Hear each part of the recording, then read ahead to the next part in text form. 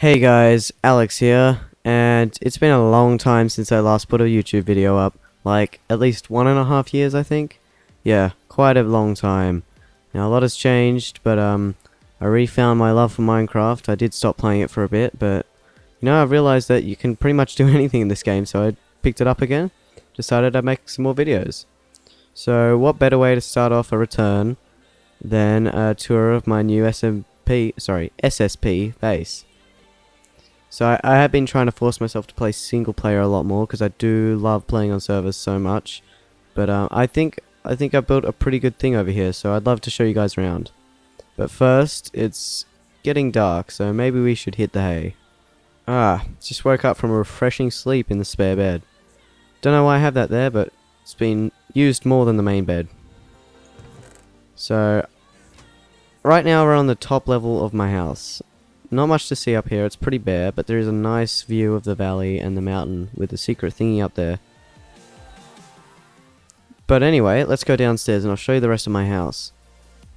So here we've got the mushroom infestation. It likes to creep further and further and further across the room every time I come visit it. I'm just going to leave it there. It can't be doing anything good to the floorboards, but I'm sure it'll be fine.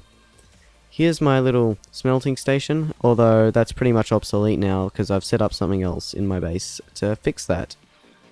Here's my old storage area. So as you can see, plenty of stuff, completely chaotic except for this chest which is like nature. I think this is like blocks. Actually it may not be as chaotic as I thought it is, but I moved most of the stuff out into the storage center outside, which I guess we'll go visit next. So, down here is my unfinished storage center. Now, it is unfinished, hence the name Unfinished Storage Center, but we have got some organization going on over here, so food and crops, plenty of stuff in here. We got some stone and dirt. It's my dirt chest, looking quite empty. I should probably fix that. Over here I was going to have, like, some redstone stuff, but I think I moved it over here somewhere. I'm not quite sure. It's been a while since I used this.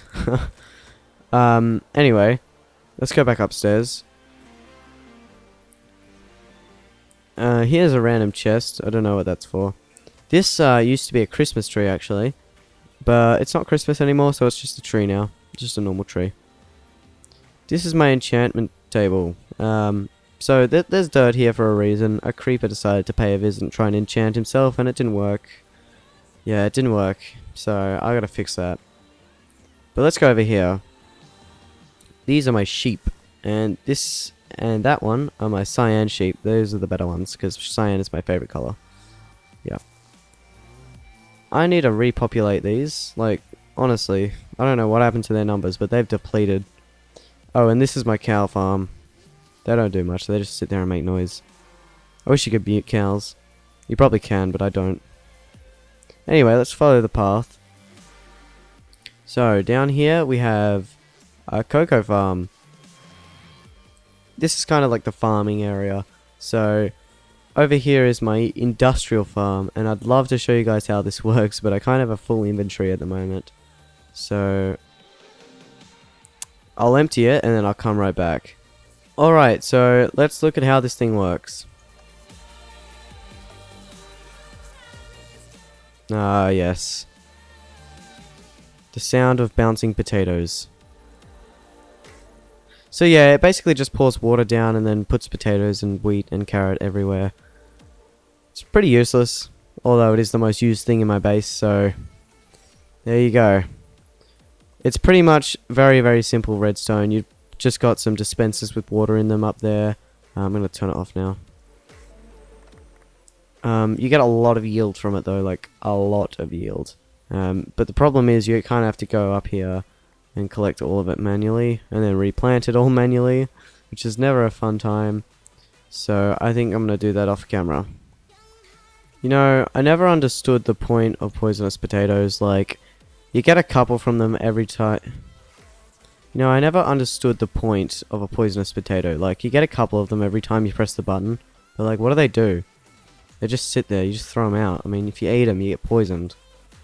Alright, that's done and done. So let's move on. This over here is my industrial smelting machine, which is actually broken at the moment because of Creeper. It's the same one at the enchantment table, decided to come along and try and smelt itself, which didn't really work.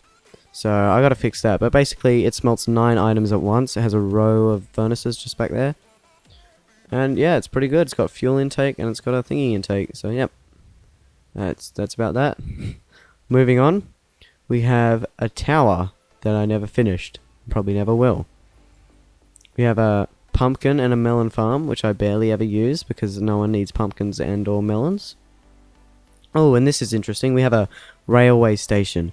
Now, this was going to be a thing before I realized that I could just make nether tunnels, but I made a pretty cool design for it, and this goes nowhere though. Like, it just ends there. But there were going to be rail carts in here, and there were going to be like rails just going down at this where these slabs are. It was going to be really cool. I was going to have multiple of them, but I just realized you could use nether travel. Oh yeah, the mine. Almost forgot. Now, not much is down here, but I usually dig in a 3x3 tunnel, so there's a really long 3x3 tunnel down here. It goes down pretty deep. I don't know what the Y coordinates is, but we can check. The Y coordinate 12, so it's at level 12. There you go. Yeah, not much to see down here. It's just a very, very long tunnel. Actually, you can see the end up there, but yeah, that's pretty much it. Let's go up here. Take a look at the surface again. Yeah, this is a very long ladder. I don't know why I made it so deep. I think I made it so deep because it originally was meant to be just a diamond mine, but I really wanted it to be like a cave mine, but I think I made it the wrong level for that as well. But yeah, digging by 3x3 is just my kind of style, so that's why it's that shape. Nope, stuck here. Alright, on to the next thing. This massive tower. Now, you may recognize this shape. It's Etho's mob drop tower. He made a video on it. I'll link it in the description if you guys want. But basically it's just a tower that has many stories of the same thing, and it generates mob drops. And I'll show you that, but I can't show you it in action because it's actually on peaceful mode right now to avoid being interrupted during a video, but I'll show you guys the revenue we've gotten from it. Yeah, about half a double chest. I have been playing for a while. I think I emptied it at one point, but it only really works when you're within the area too. But anyway, let's go back up to the surface. You guys, if you need a very quick, easy to build mob farm, that's a really good one. If you have the materials and the patience, you can just build it up. Even a couple levels does quite a bit of work. It's basically got a bunch of spawning platforms inside it. I won't show you that because you can just see it in Etho's video. Alright.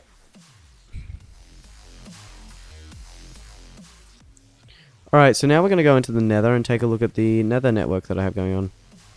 Alright, so over here we have quite a decently long bridge, and it has two little off ramps. Well, two destinations on it, let's call it that. So it has this one here, which is like to a jungle, and it has one right over there. I'm not sure if you can see it yet. There we go. One right there, and that goes all the way out to a desert where I get all the sand for my glass. There's a lot of stuff on the roof. I haven't actually bothered to go get glowstone because I don't really need it at this point in time. Plus, I can just get it from witch drops. But, you know, it's there if I ever need it. And very easy access to the nether just by jumping over the rail here. Not very civilized, but, you know. So, let's head back to my base and I'll show you guys the final masterpiece in my base. As night falls, we can go up these stairs and take a look at my Ender Dragon Shrine. Yep, that's what it was. I don't know if you guys saw this at the start of the video, but I built like this little streak inside the mountain. There's a little staircase up to get to it. It's not finished, granted, but it's getting there. It's getting there.